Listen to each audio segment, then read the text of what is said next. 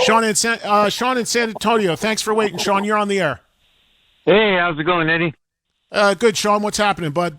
Two quick things before I do my Maiden versus Judas Priest. One, a news note you missed, but it's not a big thing. That Mammoth released a video for the opening track on the album One of a Kind. Oh, I haven't seen it. Is it Wolf acting and having all kinds of people and crazy stuff going on? Or? I haven't actually watched it yet. I'm going to watch it after your show because I caught it on Blabbermouth while I was waiting on hold. Gotcha. Okay.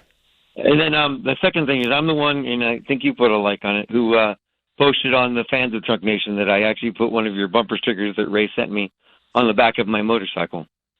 Oh, nice. Well, very cool. Thank you for doing that. Thanks for representing. It's funny. You're very welcome. I told you guys, being back and forth between Jersey and Vegas, my P.O. box is in Jersey. So sometimes, a couple weeks or a month will go by, stuff will sit there. And I don't have it right in front of me, but I grabbed a bunch of mail when I was in Jersey last from the P.O. box. I brought it out here. I did mention last week some people sent me some nice things around Christmas time, which I really appreciate. Jeff in Virginia and everybody. I did mention that day on the air. But I had a bunch of orders for self-addressed stamped envelopes for stickers. And I just finally got around to filling those envelopes last night. I'll mail them in the next day or so. But in every other envelope I mentioned, sometimes people write little notes or something, and there was 2 envelopes that said, "Hey, Ray, thank you for sending these." And I'm like, no, these came to me. This isn't Ray. So it was funny because people are just now associating getting them from him, which, again, I appreciate. But I'll try to send him some more when I get a chance. And if the people who mailed in, you'll be getting yours. Sorry for the delay. They just sat for a while. Yeah, he puts a little card in every envelope that says, spread the word, and it just says RFM. That's awesome. At the bottom. That's awesome. Well, again, real quickly, to those, I just got some of this stuff last night that I opened finally, but some people sent me Christmas cards. Monica in Phoenix, I remember that one jumped out at me, sent me a really nice Christmas card. So just very kind of all you guys. I appreciate it, and I'll try to turn things around a little more quickly at least and try to keep up on that stuff. Anyway, what else did you want to talk about, Sean? Just the Maiden versus Judas Priest. Yeah. I'm going to go with Judas Priest because like a few of the callers yesterday mentioned that I like Maiden a lot, but some of their newer albums are getting a little bit too proggy for my taste, and I think the newer Judas Priest stuff is a little more mainstream leaning compared to that.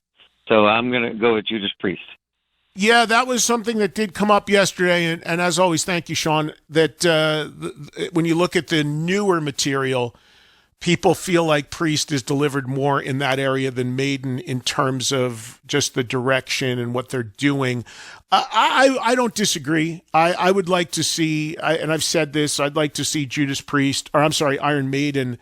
I'd love to see him make like a 40-minute album of 10 4-minute songs, kind of like what Killers was or Number the Beast was. Well, Number the Beast had Hallowed Be Thy Name and The Prisoner, 6-7 minutes, but still in that range. Just come and really, pound you like, instead of kind of these big, expansive records, double studio records or whatever. Some people really like that stuff. But I would agree that I'd like a more immediate, just fast-paced kind of heavy rock record. But again, it's not hurt them at all, given you see the business they do, which is just incredible.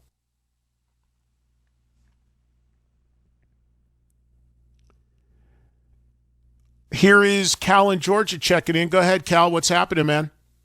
Hey, Eddie. I would like to share my favorite music from 2025 and my wish list for 2026. Go ahead. Okay, for 2025, my favorite music was For I Am Death by The Pretty Reckless and Orianthe's album, Some Kind of Feeling, specifically the single Bad for Each Other. And I don't know if this counts or not, but does Sammy Hagar's live album count? If you wanted to, sure. That did come up, Cal. People did really like that, so sure, yeah. All right, and for my wish list, it actually got answered with your interview with Phil X, and that is I'm hoping for more Bon Jovi dates, and he said we'll wait till 2027. But the other thing I want is I hope Richie has a change of heart and decides to come back, and I hope you'll interview him as well. And my other two, real quick, are I hope Kiss does a cruise on an actual ship this year, and I hope Aerosmith does a final show in Boston with Joey Kramer. Yeah, I don't know if I would love to see. Thank you, Cal. That's all good stuff. I would love to see a final proper Aerosmith show, and I'd love to see Joey present and represented or even play a few songs. From what I know about Joey's health, I don't think he's in a place that he could do a full show. Maybe I'm wrong, but I don't know if that's the case. But I love Joey. I lost touch with Joey. I heard Joey moved to L.A. I got to try to reach out to him. I got to see if I can get in touch with him. Joey was so good to me for so many years, and I really, really love him, and I miss him. He just kind of, he went through all that trauma, I should say, with his wife dying, and he had heart stuff going on. I just hope he's well, because he was a great guy and always very, very good to me. He was a guy that would always welcome me back in his dressing room, and he was the guy who got me to fly on Aerosmith's private plane with them, which is something I'll never forget. It was an extremely short flight, but we went from Wichita to Oklahoma City, so it's like a 40-minute flight, but still, that experience was just so cool. But I just don't think he's in a place where he could do that. Sambora, look, you heard Phil X talk about that a little bit when he was on with us.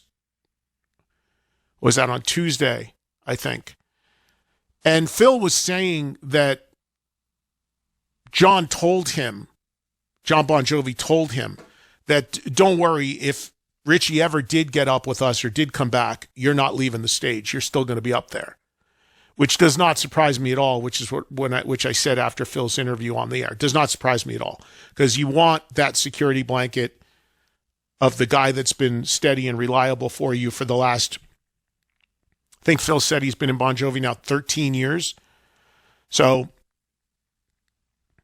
that, coupled with the fact that, let's be honest, Bon Jovi, whatever form they're in, has always had extra musicians on stage in the last 20, 30 years. So it's kind of like open as to who else is going to be up there in a supporting role. But I don't think there's any plans for Sambora to come back, unfortunately. I just don't. And I mentioned the other day, Richie's mom passed away. I did text him last night and offer my condolences. Not yet heard back from him, but whenever he wants to reschedule and come back on the show, of course, he's more than welcome. Cal bringing up the Pretty Reckless as one of his favorite, some of his favorite music from 25. And yes, great song. But I think the thing with Pretty Reckless is, as we know, they did not do a full album. I'm assuming that's probably coming this year. I told you guys that Taylor Momsen was in touch with me a couple weeks ago. She sent me a text. She's like, dude, I can't believe I haven't been on your show between the Christmas stuff that I did and the AC/DC stuff and the song. And she goes, but every time I tell my manager I want to come on, he's like, no, wait. We want to wait until we got a full record. We want to wait till we got other stuff going on. So again, I told her, I said, you can come anytime you want, whatever you want to do, you just let me know.